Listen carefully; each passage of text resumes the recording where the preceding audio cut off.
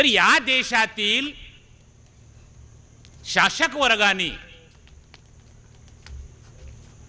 या समस्या निर्माण केलेल्या आहेत आणि जे पॉलिटिशियन जे त्यांनी प्रतिनिधित्व त्यांच्यासाठी निर्माण केलेलं आहे वेगवेगळ्या पार्टीजमध्ये, आम्ही त्यांना नेतृत्व असं समजतो. नेतृत्व नाही आहे तर रियल रिप्रेझेंटेशन, रियल नेतृत्व म्हणजे समाजामध्ये माणसं घडवणे. जर समाजामध्ये माणसं घडवली स्वाभिमानी, आत्मसन्मानी, तर ते त्याचा नेक्स्ट जनरेशन निर्माण करत असतो. आणि या देशामध्ये हा NTDNT जो समूह आहे आणि सिव्हिलायझेशन असणारा जो OBC वर्ग आहे, याचं जर सांस्कृतिक तुम्ही जर पाहिलं बॅकग्राऊंड, ती एक आहे. जसं आपण गाडीला बसवणारा काच पाहतो ST किंवा आपल्या कार जीपला, त्याच्यावर जर दगड मारला तर तो काच फक्त तडकला जातो पण त्याच्यातून निष्ठून जात नाही आहे. अगोदरचे काच दगड मारल्यामधल्या त्याचे तुकडे होऊन ते निघळून पडायचे, पण त्याच्या मागे आता एक फिल्म बनवलेली आहे पॉलिथिन, त्यामुळे ते जागच्या जागी असतात. आणि आम्हा लोकांना खास करून जे शिक्षित वर्ग आहे यांनी हे भान निर्माण केलं पाहिजे की आम्ही सांस्कृतिक आम्ही एक आहोत. NTDNT समूहामध्ये जी नावं आहेत, NTDNT समूहामध्ये जे प्रतीक आहेत, ते सर्व समूहाशी संबंधित आहेत. OBC वर्गाचे जे प्रतीक आहेत तेच प्रतीक NT समूहामध्ये आहेत. या देशाचा जो इतिहास जो आहे तो आम्ही नीट समजून घेतला पाहिजे. या देशामध्ये जो गौरवशाली इतिहास निर्माण झाला, तो इतिहास जर आम्ही छत्रपती शिवाजी महाराजापासून महाराष्ट्राच्या दृष्टिकोनातून जर पाहिला तर छत्रपती शिवाजी महाराजांची जी सफलता आहे ते त्यांच्या हेर खाते आणि मिलिटंट NTDNTच्या समूहाशी संबंधित आहे. आणि शिवाजी महाराजांनी त्यांना प्रतिनिधी रूपामध्ये त्यांच्या प्रशासनामध्ये त्या त्या काळाच्या कौशल्यानुसार प्रतिनिधित्व दिलेलं आहे. शिवाजी महाराजांचा इतिहास ज्यावेळेस राजा बनण्याचा योग आला तर त्या काळामध्ये ब्राह्मणांनी खोडा निर्माण केला की राज्याभिषेक असलं पाहिजे. मुघल लोक राज्याभिषेक नसताना शिवाजी महाराजाला राजा समजत होते, म्हणत होते, पण ब्राह्मण त्याला तयार नव्हते, म्हणून अभिषेक. आणि जो पहिला अभिषेक निश्चलपूर पहिला अभिषेक जो केला, जो अभिषेक घडून आला तो इंद्र अभिषेक, तो गागाभट्टाने केला, डाव्या पायाच्या अंगठ्याने लावून केला. ही गोष्ट NTDNT मधील सिंधू सभ्यतेपासून आक्रमक असणारी, जागृत असणारी सात समूहातील लोकाला खटकला. म्हणून दुसऱ्यांदा त्यांचा अभिषेक झाला. ती तारीख आहे 24 सप्टेंबर, पहिली तारीख 16 जून आणि 24 तारीख राष्ट्रपिता ज्योतिराव फुलेंनी जे संघटन निर्माण केलं ते 24 सप्टेंबर 1973, सॉरी 1873. मग वर्तमान मध्ये आम्ही जे पाहतो किंवा NTDNT समूहामध्ये ज्या गोष्टी चर्चेला जातात याचं मूळ कारण आहे या देशामध्ये इतिहासामध्ये क्रांती प्रतिक्रांती झाली. ती क्रांती आणि प्रतिक्रांतीची भूमी बिहार आहे, परंतु वर्तमान मध्ये क्रांती आणि प्रतिक्रांतीची जी भूमी आहे ती महाराष्ट्र आहे. आणि या महाराष्ट्रामध्ये हा जागृत असणारा जो वर्ग आहे तो ब्रिटिशाच्या काळामध्ये स्वातंत्र्य आहे. ब्रिटिशच्या काळामध्ये ओबीसी हे ब्राह्मणाच्या नियंत्रणाखाली असणारा ब्राह्मण क्षत्रिय वैश्य शूद्र ही व्यवस्था गुलामी आहे, परंतु घुमंतू जाती आझाद आहे. ब्रिटिशच्या कालखंडामध्ये तांडा हा समूह आपली स्वातंत्र्य व्यवस्था निर्माण केलेली आहे. बंजारा समूहाचा तांडा हा कधीही गाव कुसावर ब्राह्मणी नेतृत्व असल्यामुळं तो कधीही त्या गावामध्ये मिसळलेला नाही आहे. आणि NTDNT समूह त्यांच्या प्रतीकाच्या ठिकाणी ज्या ज्या ठिकाणी त्यांचे प्रतीक आहेत इतिहासातील ज्योतिबा, खंडोबा, विठोबा, भैरोबा, नाथ संप्रदायामधलं काफीनाथ, अशा ठिकाणी तो जमा होऊन आपले फैसले, आपल्या जीवनाचे फैसले, मुलगा निवडीचे फैसले, डायव्हर्शनचे फैसले, समाजातील तेढ असेल त्याचे फैसले, स्वातंत्र्य आहे. परंतु ट्रान्सफर पॉवर झाल्यानंतर या तथाकथित आझादीमध्ये आज आमच्या समस्या उग्र का बनल्या? ज्योतिराव फुले त्या काळात सांगतात, जोपर्यंत इंग्रज या देशात आहेत शूद्र अतिशूद्रांनी जल्दी करावी.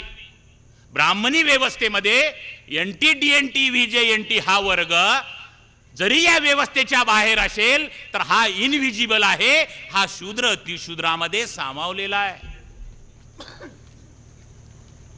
बेसिक मुद्दा हा आहे की आमच्या शिक्षित वर्तमान जेव्हा ट्रान्सफर पॉवर बिल झालं आणि या गोष्टीला अण्णाभाऊ साठे म्हणतात हे आझादी झुटी आहे, आणि याच्या नंतर ब्राह्मणांनी डिझाईन करून जे शिक्षण दिलं त्या शिक्षणाचा परिणाम आमच्या शिक्षित वर्गावर झाला आणि शिक्षित वर्ग मानसिक गुलाम पडला. आज मगाशी जे वक्ते आमचे बरेच जण म्हणतात ना, हे शिकल्या सवरल्याला आवरा का? इंग्रजांनी डिझाईन केला, 250 वर्ष राज्य चालवण्यासाठी इंग्रजांनी शिकवलेले लोक देशाला चालवले. 1947 नंतर ब्राह्मणांनी डिझाईन केलं, आम्ही ते डिझाईन केलेले पुस्तक पढायला सुरुवात केली, जे पडलं ते लिहायला सुरुवात केली. म्हणजे वर्तमान काळातील लोक बाबासाहेब असताना म्हणायचे, मुझे पढ़े लिखे लोगों ने धोखा दिया, आणि वर्तमान मध्ये ब्राह्मणों ने लिखे पढ़े लोगों ने धोखा दिया. म्हणजे वर्तमान मध्ये NTDNT VJNT मधला शिक्षित वर्ग हा त्या घुमंतू जाती मधला विदाऊट जाणीवा असलेला ब्राह्मण आहे. सांस्कृतिक क्रांतीमुळे, धम्म क्रांतीमुळे, आर्थिक क्रांतीमुळे, शैक्षणिक क्रांतीमुळे या देशातील या महाराष्ट्रातला भटका जागृत झाला आणि ब्राह्मणाला माहित आहे की सिंधू सभ्यतापासून आपली स्वातंत्र्य ओळख ठेवणारा जो बंजारा आहे, त्या बंजारा समाज जो 2.5% आहे, हा जर 13% लोकांशी जर शेड्यूल कास्ट मध्ये याला जॉईंट केलं तर या महाराष्ट्रामध्ये ब्राह्मण पडद्यामागून रूल करणार नाही आहे. या समाजामध्ये ध्रुवीकरण जर रोखायचं असेल तर या 2.5% वेगळं केलं पाहिजे आणि याचा पॉलिटिकल डावपेच मध्ये या समूहाचा मुख्यमंत्री बनवला पाहिजे. बंजारा समूहातील बुद्धिजीवींना मी ऐलान करतो, ज्या महाराष्ट्राचा मुख्यमंत्री 11 वर्ष रूल केला, तो समाज अधिकारापासून वंचित आहे संविधानिक.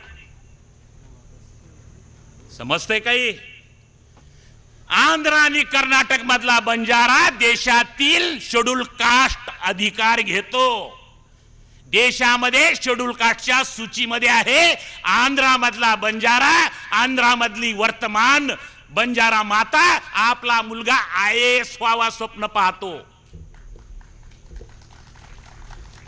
आणि महाराष्ट्रामधला बंजारा 11 वर्ष मुख्यमंत्री बनतो, आणि हा भटक्यामधला ताकदवर बंजारा याची बौद्धिक मार मुरगाळून टाकण्याचं षडयंत्र या काँग्रेस आणि या ब्राह्मणी शासक वर्गाकडून होतं. आणि आजही आमच्या शिक्षित लोकांना याची सहल पोचत नाहीये.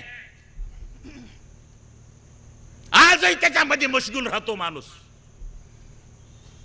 मित्र हो, आज तुम्ही पाहताय ओबीसी वर्गातील कुणबी मराठा भावंडांना आज शैक्षणिक संस्था उभारून त्यांनी शैक्षणिक किल्ले निर्माण केले.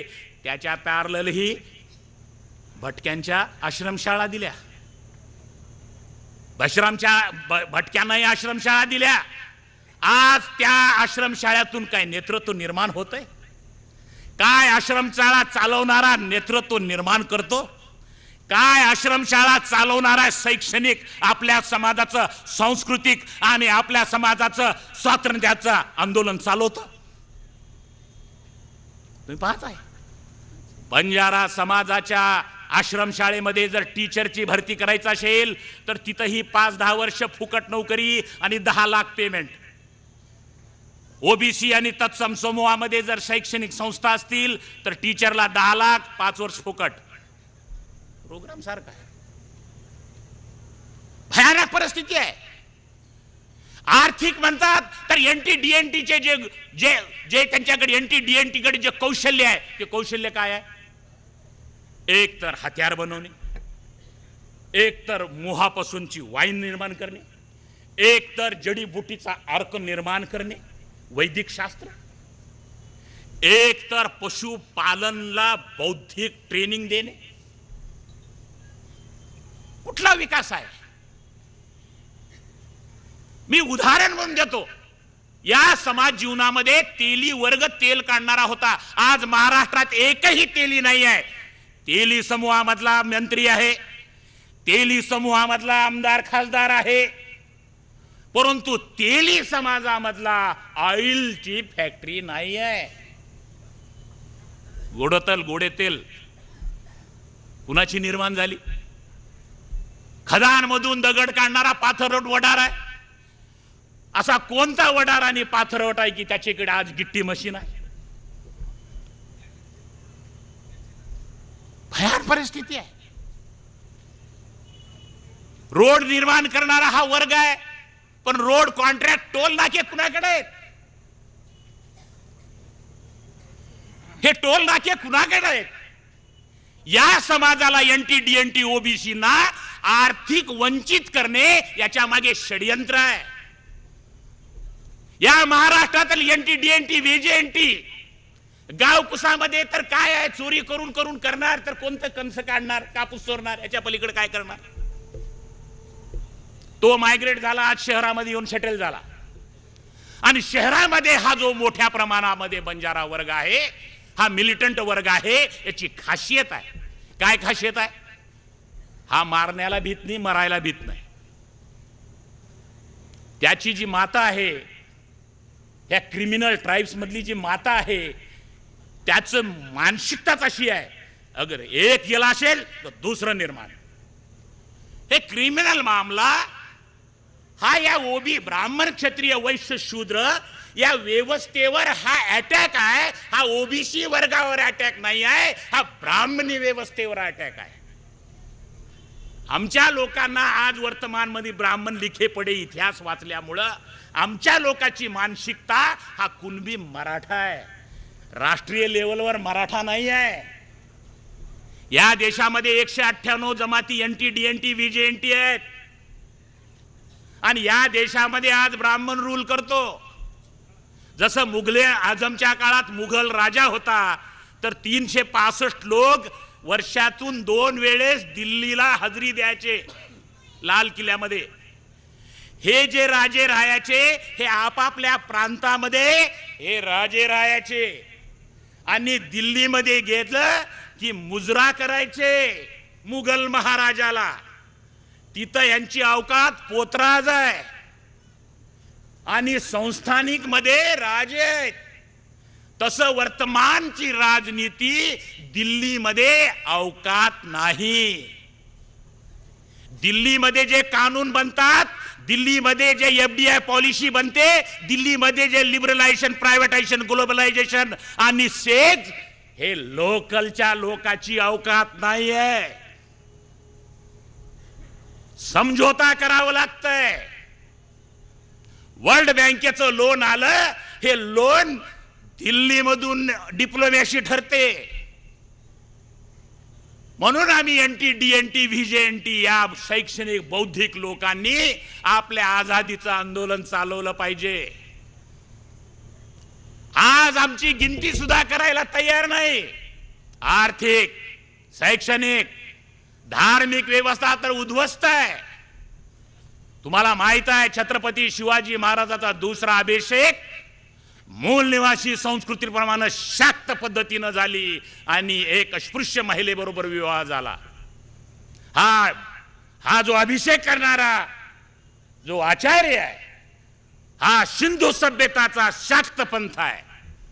आणि हाच इतिहास ज्या वेळेस शाहू महाराजाबरोबर ब्राह्मणांचा पंगा झाला तर शाहू महाराजांनी कोल्हापूर मधल्या संस्थानिक मधल्या मठाचा ब्राह्मण त्याला हाकलून दिलं आणि त्या ठिकाणी कुणबी समाजाच्या समूहातील गोसावी निर्माण केला.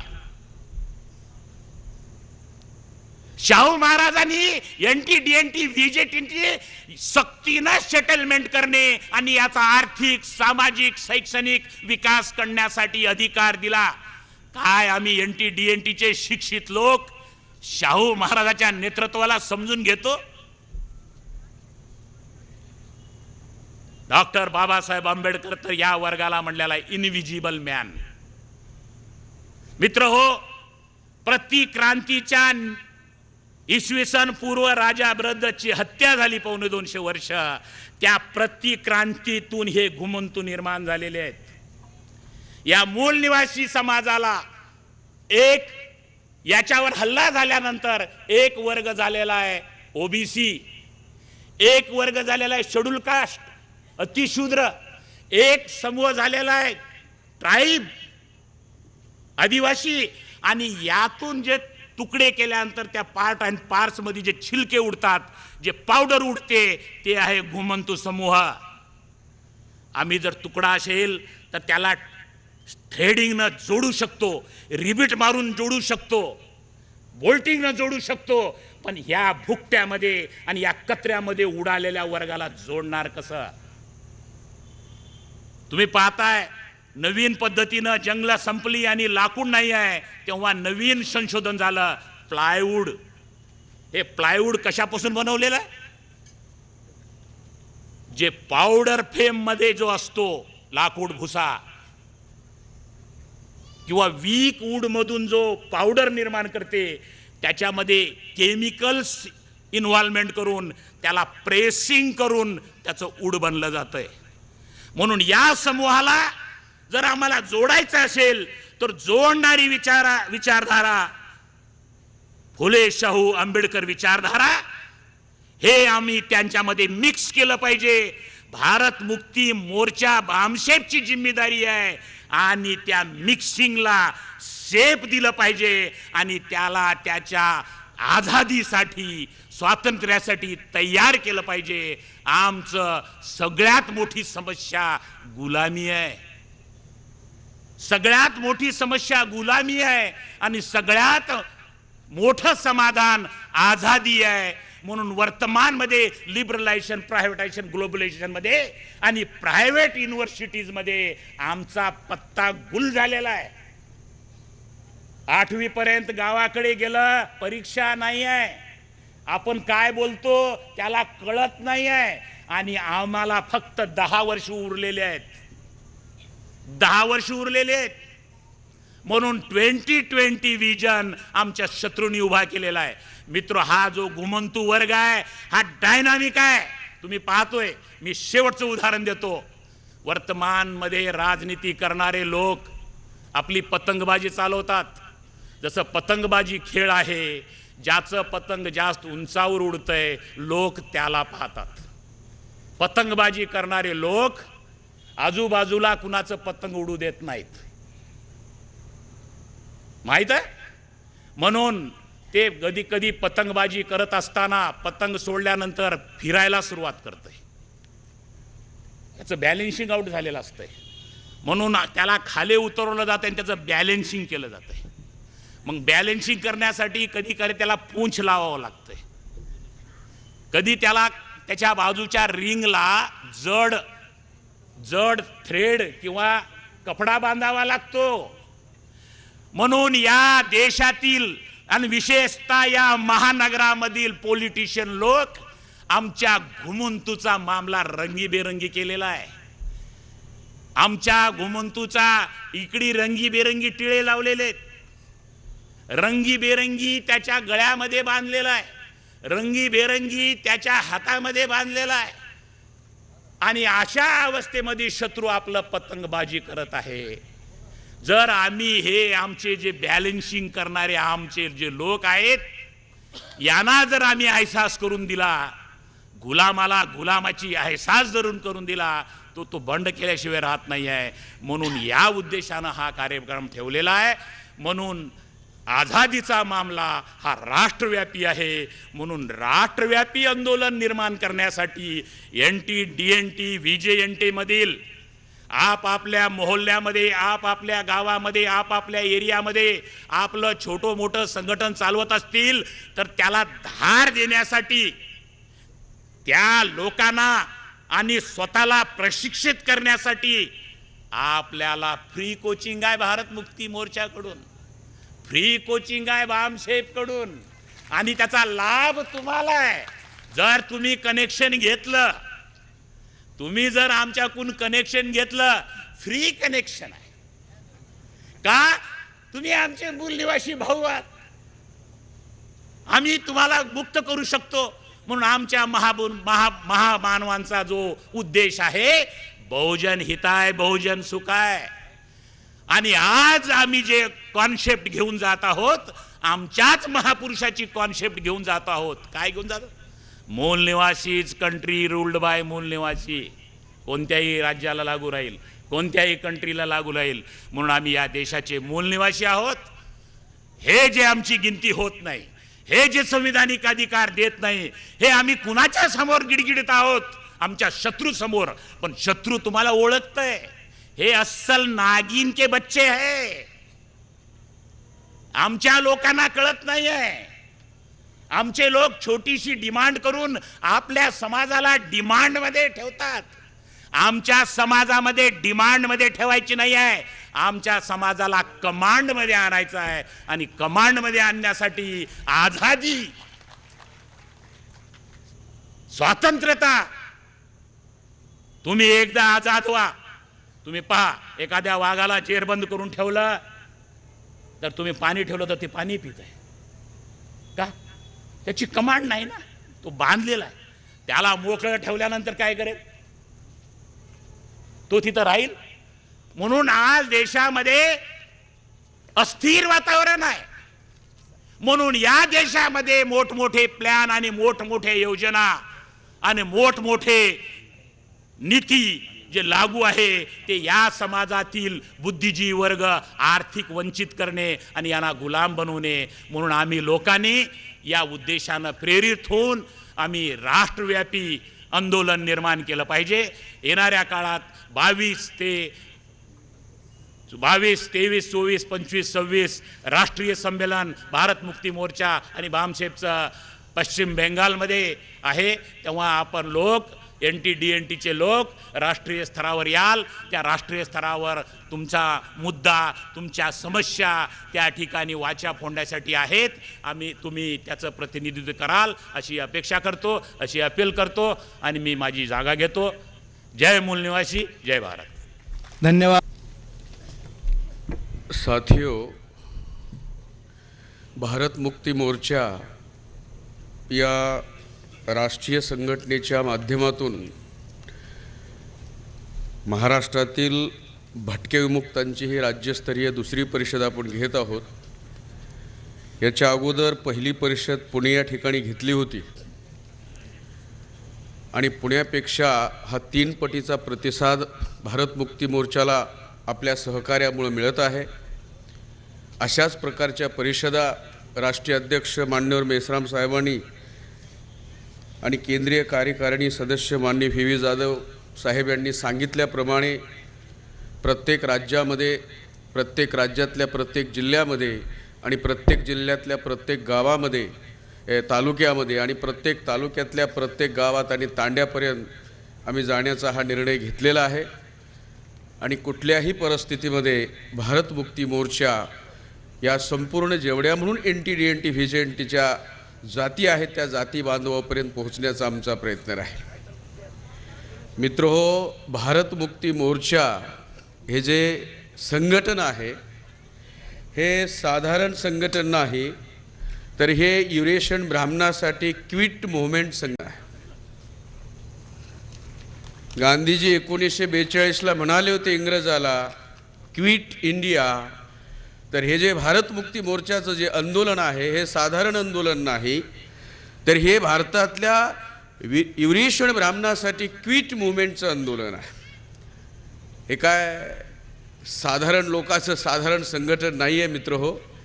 ही वेगळी ताकद आहे, वेगळं संघटन आहे. आणि या देशातून संपूर्ण ब्राह्मणी व्यवस्था नष्ट करण्याचा ज्यांनी विडा उचलला आहे त्यांचं संघटन आहे, साधारण संघटन नाही. जसं आता जे साहेब बोलले त्यांनी सांगितलं की हे समाजातल्या म्हणजे माझ्या कर्मचाऱ्याचं संघटन आहे बंजारा जातीतल्या, परंतु कर्मचाऱ्यासाठी नाही, समाजासाठी नाही. 1978 पासून मामसेफ हे संघटन जे आहे ते कर्मचाऱ्याचंच आहे. आणि तेही SC ST OBC x criminal tribes, त्यातून धर्मपरिवर्तन केलेले लोक आणि महिला यांच्यातील कर्मचाऱ्यांचं आहे. आणि ते कर्मचाऱ्यासाठी नाही तर समाजासाठी काम करणारं संघटन आहे. राष्ट्रीय आणि आंतरराष्ट्रीय स्तरावर हे काम करणारं संघटन आहे. मित्रहो, हे सोशल नेटवर्किंगचा कार्यक्रम आहे. आणि ह्या सोशल नेटवर्किंगच्या अंतर्गत NTDNT व्हिजेंटी हा जो सामाजिक समूह आहे हा OBC अंतर्गत असलेला समूह आहे. आणि त्याला मुख्य विचारधारेशी, मुख्य चळवळीशी, मुख्य आंदोलनाशी आणि महापुरुषाच्या आंदोलनाशी जोडण्यासाठी हा कार्यक्रम आपण आयोजित केलेला आहे. याच्यामध्ये जो विषय आहे तो विषय असा आहे की नेतृत्वाचा अभाव आणि नेतृत्वाच्या अभावामुळे काही समस्या निर्माण झालेल्या आहेत. आणि म्हणून सर्वात पहिली समस्या ही नेतृत्वाचा अभाव आहे. आणि नेतृत्वाच्या अभावामुळे बाकी समस्या निर्माण झालेत, मग त्या आर्थिक असतील, सामाजिक असतील, शैक्षणिक असतील किंवा राजकीय असतील. परंतु सर्वात मुख्य समस्या आहे नेतृत्वाचा अभाव, लॅक ऑफ लिडरशिप. कुठल्याही संघटनेला, कुठल्याही चळवळीला, कुठल्याही आंदोलनाला सर्वात पहिलं उद्दिष्ट असलं पाहिजे, नंतर त्याची विचारधारा स्वतःची असली पाहिजे, स्वतःचं नेतृत्व असलं पाहिजे. नेतृत्व असेल तर संघटन निर्माण होईल, संघटन निर्माण झालं तर आंदोलन होईल, आंदोलन निर्माण झालं तर जन आंदोलन होईल, आणि जन आंदोलन झालं तर आमच्या समस्याचं समाधान होईल, आम्ही मुक्त होऊ. बुद्धापासून अण्णाभाऊ साठेपर्यंत ज्यांनी आमचं नेतृत्व केलं ते समाजाचे खरी प्रतिनिधी. त्यांना पगार नाही, वेतनवाढ नाही, बोनस नाही, इन्क्रिमेंट नाही, त्यांची हवी त्या ठिकाणी बदली नाही, तरी सुद्धा त्यांनी समाजाचं खरं प्रतिनिधित्व केलं. आज आमचा जो बुद्धिजीवी वर्ग आहे, बाबासाहेब आंबेडकर असं म्हणतात की समाजाचं उत्थान झालं तर त्या समाजातला बुद्धिजीवी वर्ग जबाबदार. आणि सोबतच बाबासाहेब इशाराही देतात की समाजाचा सत्यानाश झाला तर त्या समाजातला बुद्धिजीवी वर्गच जबाबदार, दुसरं कोणी जबाबदार नाही. कारण समाजाचं उत्थान करण्याची जबाबदारी बुद्धिजीवी वर्गावर आमच्या महापुरुषांनी, खास करून फुले शाहू आंबेडकरांनी सोपवलेली आहे.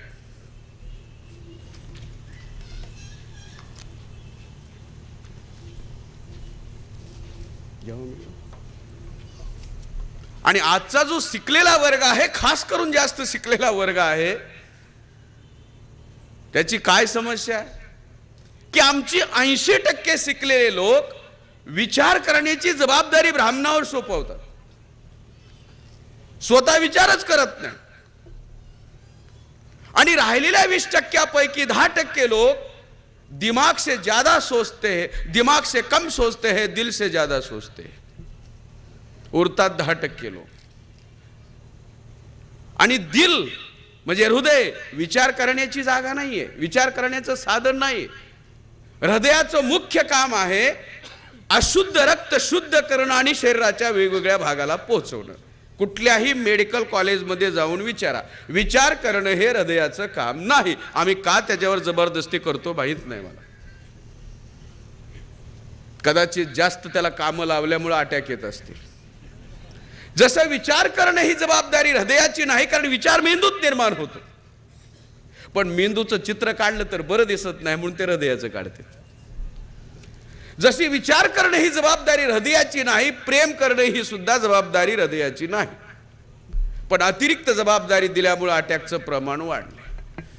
आमचे लोक हृदयानं जास्त विचार करतात, मनानं जास्त विचार करतात म्हणून समस्या निर्माण होतात.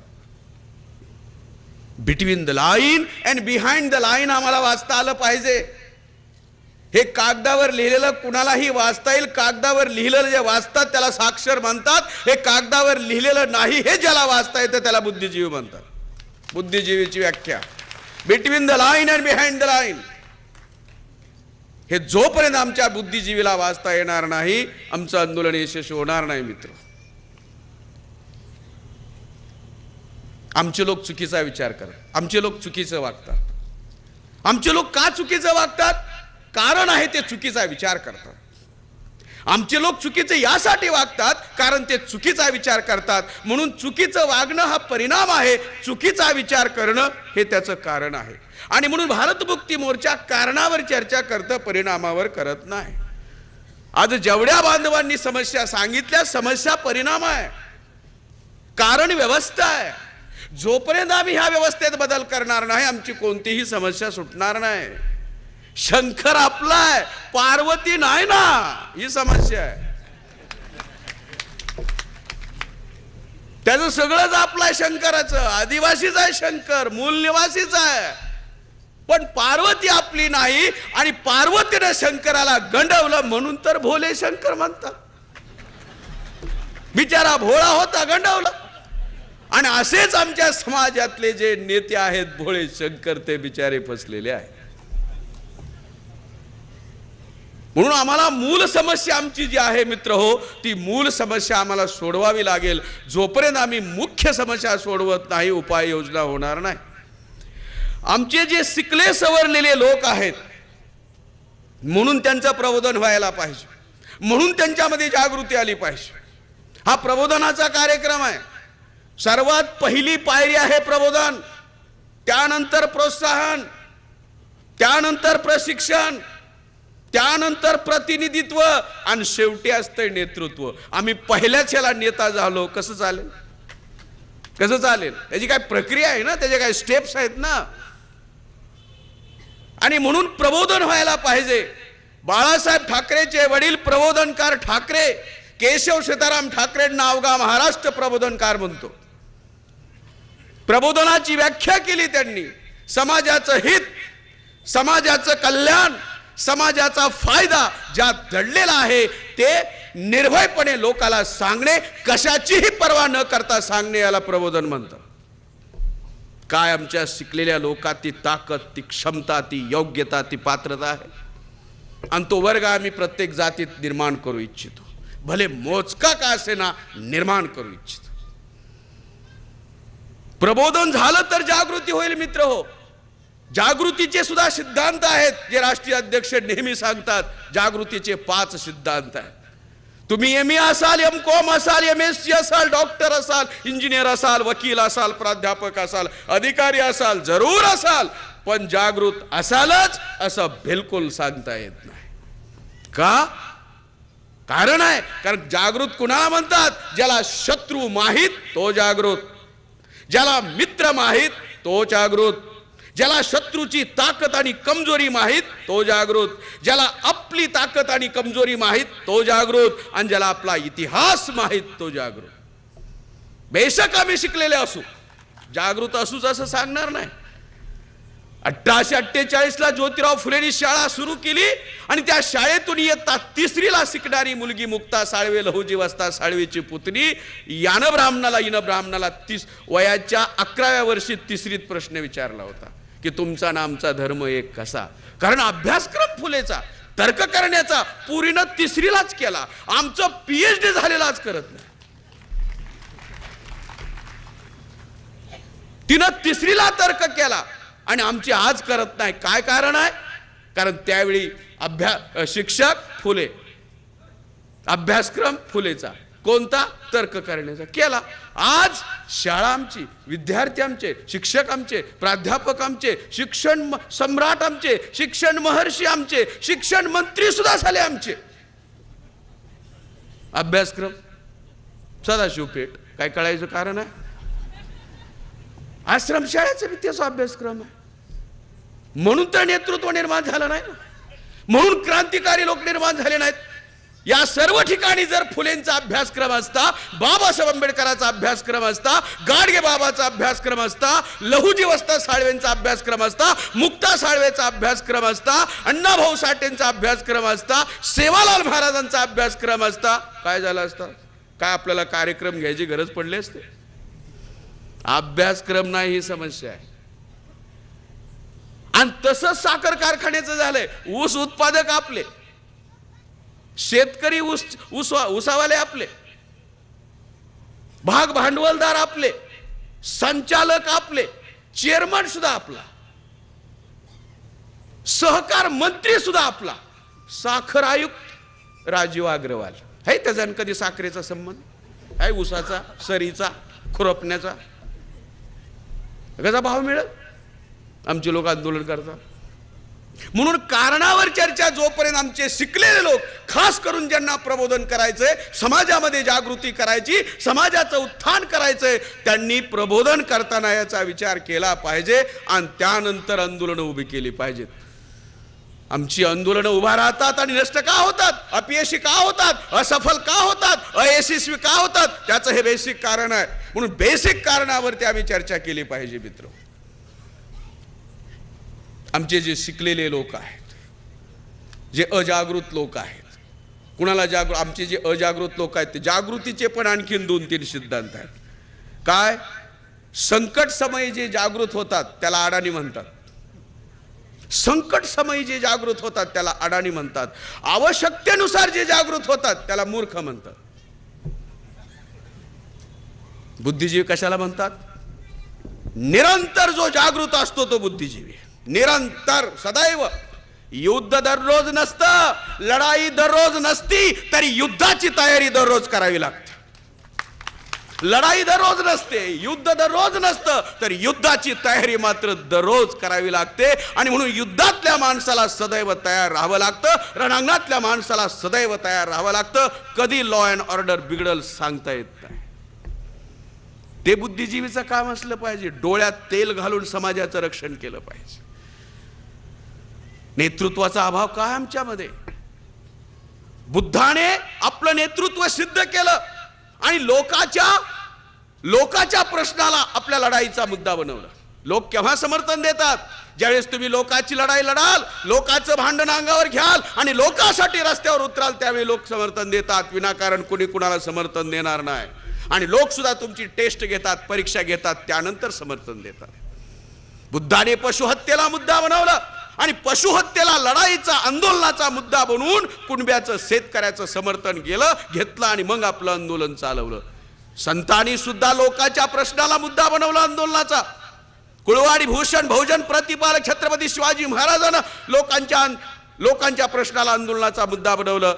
राष्ट्रपिता ज्योतिराव फुलांनी लोकांच्या मुद्द्याला, आंदोलनाचा प्रश्न बनवलं. राजर्षी छत्रपती शाहू महाराजांनी तीच गोष्ट केली आणि बाबासाहेब आंबेडकरांनीही तेच केलं. राजर्षी छत्रपती शाहू महाराज आणि भटके विमुक्त, नाव भटके म्हणण्यासाठी सुद्धा माझं असं धाडस होत नाही. आम्ही मूळ निवासी, भूमिपुत्र, सन ऑफ द सॉइल, या देशाचे राजे भटके. आम्हीच आम्हाला भटके म्हणतोय. मूल निवासी आहोत आम्ही. आणि युरेशियन ब्राह्मण बाहेरून आला तो राजा, आणि आम्ही ह्या देशाचे मूळ निवासी, सन ऑफ द सॉइल, भूमिपुत्र, भटके. 65 वर्षानंतर आपली ओळख चालू आहे. आणि तरी आम्ही जर व्यवस्थेचं समर्थन करत असू, ही फार चांगली गोष्ट नाही. भटके विमुक्त आणि गुन्हेगार जाती यांचा आणि शाहू महाराजांचा फार घनिष्ठ संबंध आहे मित्र. गुन्हेगाराला सन्मानाचं जीवन देणारा जगातला पहिला आणि शेवटचा राजा छत्रपती शाहू महाराज. गुन्हेगाराला माणसात आणणारा पहिला आणि शेवटचा राजा छत्रपती शाहू महाराज. कर्नाटकच्या राजानं सगळे गुन्हेगार पकडले. पारधी, वडार, कैकाडी, कंजार भट हे सगळे पकडले आणि एका लाईन मध्ये उभे केले. मी माझ्या पुस्तकात लिहिलंय. कोणतं पुस्तक? राजातील माणूस आणि माणसातील राजा राजर्षी छत्रपती शाहू महाराज. संविधानापूर्वी संविधानाची अंमलबजावणी करणारा राजा. आणि तिथं शाहू महाराज गेले आणि शाहू महाराजांनी त्यांना विचारलं, हे कोण लोक आहेत? कर्नाटकचा राजा म्हणला, गुन्हेगार लोक आहेत. अरे मग ह्यांना का उभं केलंय? म्हणले ह्यांनी चोऱ्या केल्यात. मग आता काय करणार? चापकानं फोडून काढणार. शाहू महाराज म्हणाले, मग असं करा, मी ह्यांना ह्याच्यात तुमच्यापेक्षा मोठी शिक्षा देतो, माझ्या ताब्यात देता? घेऊन जा म्हणून. सगळ्यांना आणलं, कोल्हापूरच्या माळावर आणलं आणि त्यांना काम दिलं, माळ फोडा. माती एकीकडं, दगड एकीकडं. पुन्हा म्हणले काय करू? आता दगड फोडा. पुन्हा दगड फोडले. आता काय करू? दगडावर दगड ठेवा. अरे ते ढासळतात, मध्ये चिखल लावा. येता जाता ब्राह्मण नाक धरून जायची यायची. महाराजांना वेळ लागले. त्या गुन्हेगार लोकांकडून राधानगरी धरण बांधून घेतलं, ज्याचं 14 हेक्टर ओलीत आहे आज. हे इंजिनियरनी नाही बांधलं, भारतातल्या बी सिव्हिलनं, एमई सिव्हिलनं नाही बांधलं, गुन्हेगार जातीनं. जर संधी दिली तर संधीचं सोनं करू शकतात. सगळ्या गुन्हेगार जातीने मिळून बांधलं. हे चोऱ्या करायचे आणि चोऱ्या करायचे म्हणून सगळ्या गुन्हेगार जातींना बोलून घेतलं शाहू महाराजांनी. त्यांना विचारलं, खास करून पारधी बांधवांना, अरे काय करता? काय नाही म्हणले, मालक चोऱ्या करतो. का करता? खायलाच काय नाही. खायला दिलं तर नाही करणार. तिजोरीचा रखवालदार पारध्याला बनवलं, होईल का चोरी? काय कारण? याला रत्न पारखी म्हणतात. आज आमची घरं 25 लाखाचा फ्लॅट आणि बंगला राखायला इमानदारी नेपाळहून आणावी लागती. साप साप साप साप साप नेपाळ. तुमच्या उल्हासनगर मध्ये जी तुमची घरं कोण राखतंय? गुरखा. इमानदारी कुठून? फ्रॉम नेपाळ. मेरा भारत महान. आणि इमानदारी नेपाळवरून. तो बी वसतात. तो तुमच्या बिल्डिंग पुढे येतो, रात्री 12 वाजता आवाज देतो, जागते रहो. चाललो पुढं. 25 रुपयात मोकळाय का रात्रभर थांबायला? बस तू एकटा जा. त्याला रत्नपारखी राजा म्हणतात. शाहू महाराजांनी केलं ते काम. 2 पारधी बांधव होते. शाहू महाराजांनी टेस्ट केली त्यांची आणि राज दरबारातल्या लोकांना दाखवलं. शाहू महाराज घाई गडबडीत होते. पारधी द्वारपाल होते. शाहू महाराज आत गेले आणि सांगितलं, कुणाला सोडवायचं नाही. आता माझ्या मागं मला अर्जंट काम आहे, घरात निवांत बसायचं आहे आणि कुणाला सोडू नका. शाहू महाराज गेल्यानंतर 5 मिनिटांनी त्यांचे बंधू आले, आबासाहेब, आणि निघाले. त्या 2 पारध्यांनी आडवं भालं लावलं, जायचं नाही. अहो मी शाहू महाराजांचा भाव आहे. असाल म्हणले. असाल? आता चिठ्ठी दिली की सोडा म्हणते. फरक किती झाला? असाल म्हणले, मी सोडणार नाही. आणि मी त्यांनी प्रतिष्ठेचा प्रश्न बनवला. हे म्हणले, तुम्ही काही करा, आम्ही तुम्हाला सोडणार नाही. आणि हे सगळे शाहू महाराज ऐकतात. ओळख सांगितली, चिठ्ठीस काही केलं, ते सोडायला तयार नाहीत. शेवटी हातगाईवर प्रकरण आलं आणि हातगाईवर प्रकरण आल्यानंतर ते दोघं खाली झोपले. त्यांच्या हातात बंदूक दिली आणि ही गोळे आम्हाला घाला, आमच्या प्रेतावरून आत जावा, राजवाड्यात आमच्या प्रेतावरून जावा, परंतु आम्ही तुम्हाला जाऊ देणार नाही.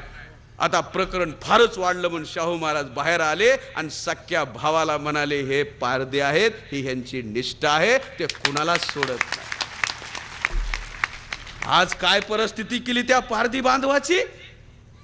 आज पारधी बांधवाची ही अवस्था केली तर एखाद्या पोलीस स्टेशनचा पीआय जर पारधी बांधव असेल आणि पोलीस स्टेशनच्या परिसरात चोरी झाली तर पोलीस लोक त्याच्याकडे संशयाने पाहतात. साहेब तर नाही. ही जी मानसिकता आमची विकृत बनवली, भयानक विकृती आमच्यामध्ये निर्माण केली ह्या व्यवस्थेनं, आणि म्हणून व्यवस्था नष्ट केली पाहिजे. मित्र, रेशन ब्राह्मणानं या गुन्हेगार जातीला गुन्हेगार घोषित केलं आणि सांगितलं हे लोक जन्मतःच गुन्हेगार आहेत. बाबासाहेब आंबेडकरांनी सांगितलं कुणीही जन्मतः गुन्हेगार नसतं.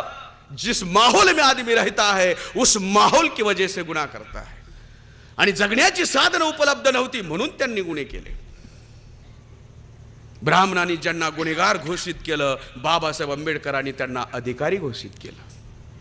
ब्राह्मणांनी त्यांना जंगलात राहायला मजबूर केलं, बाबासाहेबांनी संविधान लिहून त्यांना गावात आणलं, शहरात आणलं. ब्राह्मणांनी त्यांना लंगोटी दिली, बाबासाहेब आंबेडकरांनी सफारी. उन्हाळा असला तरी घाल म्हणले, उकडून मर पण घाल. काय करायला पाहिजे अजून? कुणीतरी म्हणलं वाटतं मग काय केलं. ब्राह्मणांनी त्यांना पाल ठोकून राहायला मजबूर केलं, बाबासाहेब म्हणले बंगला. बंगल्यात किती खोल्या आहेत माहित नाही, इतक्या खोल्या. काय करायला पाहिजे? ब्राह्मणांनी सांगितलं गाढवावर फिरा, कुत्र्यावर फिरा, गायीवर. बाबासाहेब म्हणले कारच्या खाली उतरायचंच नाही. काय करा? होत्याचं नव्हत्याचं होतं केलं. काय करायला पाहिजे? माझा जाता जाता एनटी डीएनटी व्हिजेंटी बांधवाला सवाल आहे. ब्राह्मणानं कल्याण केलेली एक गोष्ट दाखवा आणि बाबासाहेब आंबेडकरांना नुकसान केलेली एक गोष्ट दाखवा. करा पीएचडी.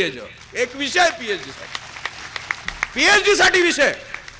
शिवाजी महाराजांना नुकसान केलेली, शाहू महाराजांना नुकसान केलेली, ज्योतिराव फुलेनं नुकसान केलेली, अण्णाभाऊ साठेनं नुकसान केलेली, गाडगे बाबानं नुकसान केलेली, अहिल्याबाई होळकरांना नुकसान केलेली एक गोष्ट दाखवा आणि यांनी कल्याण केलेली एकच सांगा. 65 वर्ष झालं आम्ही अजून स्वतःला भटके म्हणतोय.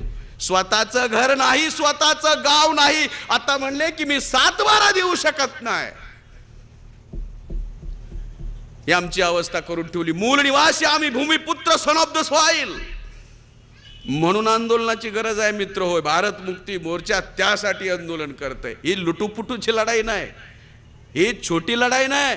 साहेब मगा जाताना म्हणाले मकसद, बड़े मकसद के लिए आंदोलन करना चाहिए, लड़ाई लड़नी चाहिए तो छोटे छोटे मसले आसानी से हल हो जाते हैं. फुले शाहू आंबेडकरांनी कधी भाकरीसाठी आंदोलन केलं नाही, पण त्यांनी जे मोठं आंदोलन केलं, भाकरीचा प्रश्न चुटकीसरशी मिटला. त्यांनी कधी भाकरीसाठी आंदोलन केलं नाही, परंतु त्यांनी जे मोठं आंदोलन केलं ते भाकरीचा प्रश्न चुटकीसरशी मिटला. म्हणून आम्ही जर मोठं आंदोलन केलं तर आमचे जेवढे प्रश्न आहेत, जसं आताच हे कार्यक्रम घेता घेता काय प्रश्न सुटले. अगदी वसंतराव नाईकांना ते विसरून गेले होते. कृषी विद्यापीठ त्यांच्या नावे काढले, विसरले होते. काँग्रेसने वापर केला तरी विसरलं होतं काँग्रेस. मग आपल्यामुळे आठवण आली त्यांना. म्हणून आम्हाला आमचा इतिहास खराखोरा जसा घडला तसा इतिहास माहीत असला पाहिजे. जाधव साहेबांनी जसं सांगितलं, प्रतिक्रांती नंतरची निर्मिती आमची. पूर्वीचे आम्ही बुद्धाचे अनुयायी होतो, त्याच्यानंतर SC ST OBC x criminal tribes आणि त्याच्यानंतर हे गोमंतू जातीय निर्माण झाली. आमचा DNA एक आहे, आमचं रक्त एक आहे, आमचे पूर्वीचे टोटम एक आहेत. ह्या जातीनं आम्हाला विभाजित केलेलं आहे. हम बटे हुए लोग नहीं, जानबूझकर बाटे हुए लोग हैं. आणि आमची ताकद, आमची प्रतिकार शक्ती त्यांनी कमी करून टाकली. आणि म्हणून आज आम्हाला त्या दृष्टीने एकत्र आलं पाहिजे आणि विचारधारेच्या आधारावर एकत्र आलं पाहिजे. जोपर्यंत विचारधारेच्या आधारावर एकत्र येत नाही, आमची ताकद वाढणार नाही. जगाचा सिद्धांत आहे, जगाचा नियम आहे, लोक शक्तीला घाबरतात, कमजोरीला घाबरत नाही. आम्हाला शक्ती उभी केली पाहिजे. आणि लोकशाहीमध्ये लोक ही शक्ती असते, लोकशाहीमध्ये लोक ही शक्ती असते. ती शक्ती आम्हाला उभी करावी लागेल आणि ती दृश्य स्वरूपात दिसली पाहिजे. अशी विचारधारेच्या आधारावर निश्चित उद्देशासाठी उभी करावी लागेल. मित्रो, आपला जो आजचा घटनाक्रम आहे, त्या घटनाक्रमाच्या संदर्भात मी काही गोष्टी सांगू इच्छितो. हे जे आपण जे NT DNT व्हिजेंटीचं राज्यस्तरीय दुसरं अधिवेशन घेतोय, हे काय अचानक काही झालेलं नाही. तर ह्याचा घटनाक्रम काय आहे? त्याचा घटनाक्रम असा आहे की पहिल्यांदा बाबासाहेब आंबेडकर संविधान लिहित असताना 1947 ची गोष्ट आहे. बाबासाहेब आंबेडकरांनी शूद्र लोकावरचा, ब्राह्मणांनी धर्मग्रंथ लिहून ज्यांना शूद्र घोषित केलं, मराठा, कुणबी, माळी, साळी, कोष्टी, लोहार, कुंभार, सुतार, नाव्ही, तेली, शिंपी अशा 3803 जाती, त्या शूद्र लोकांना बाबासाहेबांनी संविधानात OBC हे नाव दिलं आणि शूद्रपणाचा कलंक पुसला. 340 नुसार OBC अस्पृश्यतेचा कलंक पुसण्यासाठी शेड्यूल कास्ट हे नाव 1700 जातींना दिलं. फॉर एक्झाम्पल महार, मांग, चांबार, ढोरड, कलवार, भंगी, मेहतर, बुरुड, खाटीक आणि अस्पृश्यतेचा कलंक मिटला. जे आमचे जंगलात राहत होते बांधव त्यांना एसटी हे नाव दिलं 342 कलमानुसार आणि 750 जाती त्यामध्ये आहेत. बाबासाहेबांपुढे एक चौथी समस्या निर्माण झाली. बाबासाहेबांनी एक पुस्तक लिहिलं. पुस्तकाचं नाव अस्पृश्य मूळचे कोण आणि कसे झाले.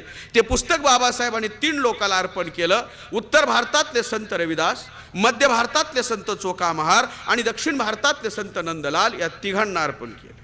अस्पृश्य मूळचे कोण आणि कसे झाले.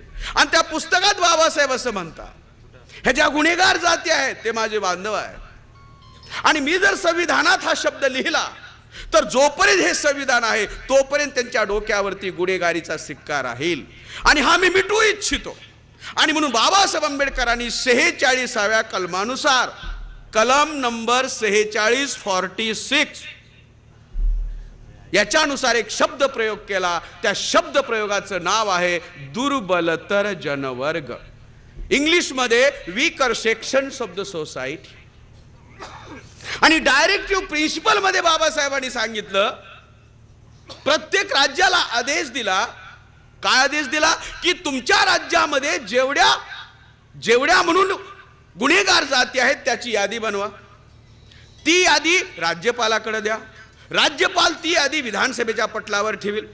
विधानसभेच्या पटलावर ठेवल्यानंतर सत्ताधारी विरोधी चर्चा करतील. चर्चा केल्यानंतर बहुमतानं निर्णय होईल. मंत्रिमंडळ निर्णय घेईल आणि मुख्यमंत्री पुन्हा सभापतीकडे देईल आणि सभापती राज्यपालाकडे देईल. राज्यपाल ती यादी राष्ट्रपतीला पाठवेल. राष्ट्रपती लोकसभेच्या सभापतीकडे देईल. लोकसभेचा सभापती संसदेच्या पटलावर ठेवेल. याच्यावर साधक बाधक चर्चा होईल. चर्चा झाल्यानंतर प्रधानमंत्री बहुमताचा निर्णय घेऊन पुन्हा लोकसभेच्या सभापतीकडे देतील. लोकसभेचा सभापती पुन्हा राष्ट्रपतीकडे देईल. याला गॅझेट म्हणतात. ही जी प्रक्रिया आहे ना याला गॅझेट म्हणतात. मग राष्ट्रपती काय करायला सांगितले राष्ट्रपतीला बाबासाहेबांनी की ह्या ज्या जाती आहेत गुन्हेगार जाती, भारतात 197 जाती आहेत. ह्या गुन्हेगार जाती बाबासाहेबांनी राष्ट्रपतीला सांगितले कारण भारतामध्ये 3च लोकाला रिझर्वेशन आहे. Number 1 OBC, number 2 SC, number 3 ST. NT, DNT, व्हीजेएनटीला सेंटरचं रिझर्वेशन नाही. आणि म्हणून एनटी, डीएनटी, व्हीजेएनटीला खासदार होता येत नाही आणि कलेक्टर होता येत नाही, आमदार होता येत नाही आणि तहसीलदार होता येत नाही. एनटी, डीएनटीच्या कोट्यात. काय आमच्या नेत्यांना, पदाधिकाऱ्यांना, कार्यकर्त्यांना याबद्दल कल्पना आहे? मग आम्हाला कुठे ऍक्टिव्ह केलं? ग्रामपंचायत, पंचायत समिती, जिल्हा परिषद. भारतातला एकही ब्राह्मण ग्रामपंचायतला निवडून येत नाही कारण एकच घर आणि देशाचा प्रधानमंत्री राष्ट्रपती मात्र तोच बनतो. हे लोकसभा कारण गावात एकच घर, ती भानगडीतच पडत नाही उभा राहण्याच्या. भावाच्या विरोधात भाव, भावजाईच्या विरोधात धीर, सासूच्या विरोधात पुन्हा दुसरे वरमाई इकडची विहीनबाई, नंदच्या विरोधात भावजाई. असंच असतंय सगळं. लावून झालं पाहिजे. काट्या कुऱ्हाडी. 98% मतदान. काय जागृत आहेत गावातली लोक. 98% मतदान. लोकसभेला 40% जागृती. याच्यावर कधी आम्ही विचार करणार? आणि म्हणून सेंटरचं जे रिझर्वेशन आहे त्या तीनच प्रवर्गाला आहे. आणि मग बाबासाहेबांनी त्यांना सूचना दिली, ह्या ज्या गुन्हेगार जाती आहेत, ज्या एससी सदृश्य आहेत, म्हणजे एससीचे निकष ज्यांना लागू आहेत त्या एससीत टाका. एसटीचे निकष ज्यांना लागू आहेत एसटीत टाका. आणि ओबीसीचे निकष ज्यांना लागू आहे क्रायटेरिया ओबीसी टाका. असं जर केलं असतं तर भारतात 3च प्रवर्ग असते, एससी, एसटी, ओबीसी. कुठलाही एनटी, डीएनटी, व्हीजेएनटी प्रवर्ग नसता आणि यांना सेंटरचं, केंद्राचं रिझर्वेशन मिळालं असतं आणि सेंटरच्या पॉलिसी बनवण्याच्या कार्यक्रमात हा वर्ग सहभागी झाला असता. तुम्हाला आश्चर्य वाटेल ऐकून, आज 65 वर्ष झाली अद्याप कुठल्याही राज्याने ही यादी बनवली नाही. काय ह्याच्यापेक्षा अजून कुठली मोठी धोकेबाजी असू शकते? ह्याच्यापेक्षा अजून मोठा विश्वासघात असू शकतो? आणि धोकेबाजी सुद्धा एक धोकेबाजीचा बी सिद्धांत आहे, विश्वासघाताचा बी सिद्धांत आहे. कोणता? जो धोका खाण्यालायक आहे त्यालाच लोक धोका देतात. जो धोका खाण्यालायक आहे लोक त्यालाच धोका देतात, दुसऱ्याला धोका देत नाही. आम्ही धोका खाण्यालायक आहे, त्यांनी आम्हाला ओळखलंय म्हणून ते सारखे धोका देतात. आणि हा जो नियम आहे, हे जे डायरेक्टिव्ह प्रिन्सिपल आहे, ही जी संवैधानिक तरतूद आहे, याची अंमलबजावणी करावी, व्हावी म्हणून 2003 ला याच मुंबईमध्ये बामसेपचं राष्ट्रीय अधिवेशन झालं आणि त्या राष्ट्रीय अधिवेशनामध्ये या विषयावर चर्चा सुरू केली. म्हणजे 1947 टू 2003 किंवा 1950 टू 2003 तेवढ्या वर्ष बाबासाहेब यांच्यावर का चर्चा करू इच्छितात? बऱ्याच लोकांना ही गोष्ट माहित नाही अजून. बाबासाहेबांनी पहिल्यांदा एससीची व्यवस्था केली आणि एससीचं आंदोलन बनवलं आणि एससीचं आंदोलन बनवण्यासाठी, अस्पृश्याचं आंदोलन, राष्ट्रीय स्तरावरचं आंदोलन उभं करण्यासाठी महाडचा सत्याग्रह आणि काळाराम मंदिराचा सत्याग्रह केला. आपल्या आंदोलनाचा पाया एससीला बनवलं, फाउंडेशन एससीला बनवलं आणि त्यानंतर बाबासाहेबांना संविधान लिहिण्याची संधी मिळाली. आणि मग बाबासाहेबांनी पहिल्यांदा एससीची व्यवस्था केली. त्यावेळी 15% लोकसंख्या होती, आता 17% आहे. मग बाबासाहेबांनी विचार केला, भारतात लोकशाही आहे आणि लोकशाहीत 15% लोक काहीच करू शकत नाही. मग पुन्हा बाबासाहेबांनी इतिहासाची पानं चाळली, इतिहासाचं अध्ययन केलं आणि मग दुसरा आपला भाव शोधून काढला. त्या दुसऱ्या भावाचं नाव एसटी आहे आणि मग त्याची व्यवस्था केली भारतीय संविधानात 342 नुसार. 750 जाती, 7.5% संख्या झाली 22.5. पुन्हा बाबासाहेब म्हणले 22.5 बी काय करू शकत नाहीत. हे आपण मगापासून म्हणतो ना, मास्टर की मास्टर की मास्टर की गंजली, काहीच उघडायला तयार नाही. आधी समाज तयार करावा लागेल. आम्ही चाव्याच घेऊन फिरायला लागलोय, कुलप उघडायलाच तयार नाही. बाबासाहेबांनी आधी समाज तयार केला आणि त्याची संविधानात व्यवस्था केली. 22.5 झाले. पुन्हा बाबासाहेब म्हणाले आता मी काय करू? पुन्हा इतिहासाची पानं चाळली, इतिहासाचं अध्ययन केलं आणि तिसरा भाव शोधून काढला, त्याचं नाव ओबीसी. मोठा भाव. मराठा आमचे शत्रू नाहीत, कुणबी आमचे शत्रू नाहीत, माळी साळी कोष्टी आमचे शत्रू नाहीत, आमचा मोठा भाव आहे. आमच्या लोकांनी प्रबोधन करताना ही गोष्ट लक्षात ठेवली पाहिजे. मराठा जो आमच्यावर अन्याय करतो खेड्यापाड्यात, तो अन्याय करणं हा परिणाम आहे, कारण व्यवस्था आहे. त्याच्या डोक्यात जी जाती व्यवस्था आहे ती सांगते अन्याय कर. म्हणून मी नेहमी सांगतो, ॲट्रॉसिटी कुणावर व्हायला पाहिजे? ॲट्रॉसिटी आमच्यावर अन्याय केलेल्या मराठा बांधवावर नव्हे, ज्याच्या जाती व्यवस्थेच्या मानसिकतेतून त्याने आमच्यावर हल्ला केला त्या ब्राह्मणावर ॲट्रॉसिटी पहिली व्हायला पाहिजे. आम्ही कामाला काय झालंय, हाल्या आजारीन पकालीला इंजेक्शन करायची सवय. चला त्याच्यामुळे होतंय काय, पकाल पंक्चर होते आणि हाल्या बी बरा होत नाही आणि हकनाक आमचा नवीन शत्रू तयार होतो. म्हणून बोलताना प्रबोधन करणाऱ्यांनी लक्षात ठेवलं पाहिजे. बाबासाहेब आंबेडकर ज्योतिराव फुलेला गुरु मानतात, ज्योतिराव फुले शिवाजी महाराजाला गुरु मानतात. शिवाजी महाराजाची शाक्त पंथानं दीक्षा झाली, शाक्त पंथ धम्माची एक शाखा. म्हणून ते आमचे डॉक्टर हसनाळकर म्हणतात, बुद्धानंतर जिजाऊ, बुद्धानंतर जिजाऊ, शिवाजीनंतर लहू, शिवाजीनंतर लहू, ज्योतीनंतर शाहू, ज्योतीनंतर शाहू आणि बाबानंतर भाऊ तर चालल.